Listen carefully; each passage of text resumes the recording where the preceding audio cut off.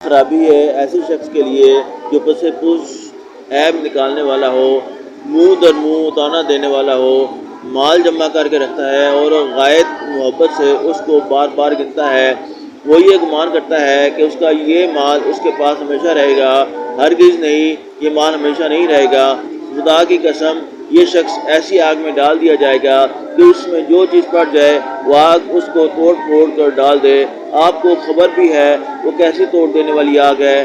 وہ اللہ تعالیٰ کی ایسی آگ ہے جو دلوں تک پہنچ جائے گی، یعنی دنیا کی آگ تو جہاں بدن میں لگی آدمی مر گیا، اور وہاں چونکہ موت نہیں ہے اس لیے بدن میں لگتے ہی دل تک پہنچ جائے گی، اور دل کی ذرا سی ٹھیس بھی آدمی کو بہت محسوس ہوتی ہے، اور وہ آگ ان لوگوں پر بند کر دی جائے گی اس طرح پر کہ وہ لوگ لمبے لمبے ستونوں میں گرے ہوئے ہوں گے۔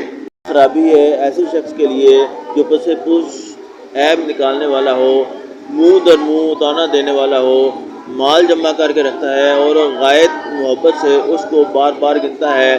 وہ یہ گمان کرتا ہے کہ اس کا یہ مال اس کے پاس ہمیشہ رہے گا، ہرگز نہیں، یہ مال ہمیشہ نہیں رہے گا۔ خدا کی قسم، یہ شخص ایسی آگ میں ڈال دیا جائے گا کہ اس میں جو چیز پڑ جائے وہ آگ اس کو توڑ پھوڑ کر ڈال دے۔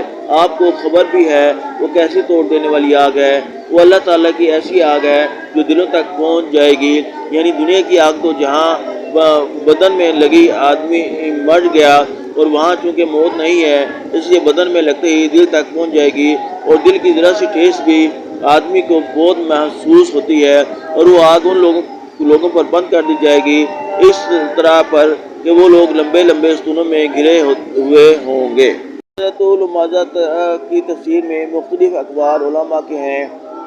ایک تفسیر یہ بھی ہے جو اوپر نقل کی گئی حضرت ابن عباس رضی اللہ تعالیٰ عنہ اور مجاہد رحمۃ اللہ علیہ سے، ہمزہ کی تفسیر تان دینے والا اور لمازہ کی تفسیر غیبت کرنے والا نقل کی گئی ہے۔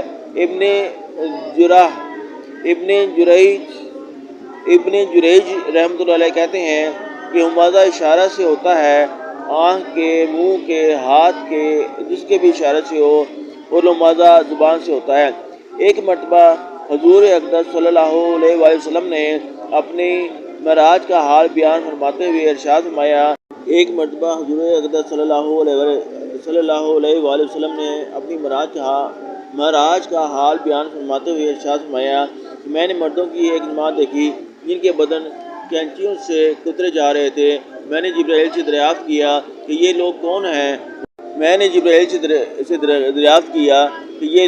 ہیں؟ انہوں نے فرمایا یہ وہ لوگ ہیں جو زینت اختیار کرتے تھے، یعنی حرام کاری کے لیے بند سنور کر نکلتے تھے۔ پھر میں نے ایک کنواں دیکھا جس میں نہایت سخت بدبو آ رہی تھی اور اس میں چلانے کی آوازیں آ رہی تھیں۔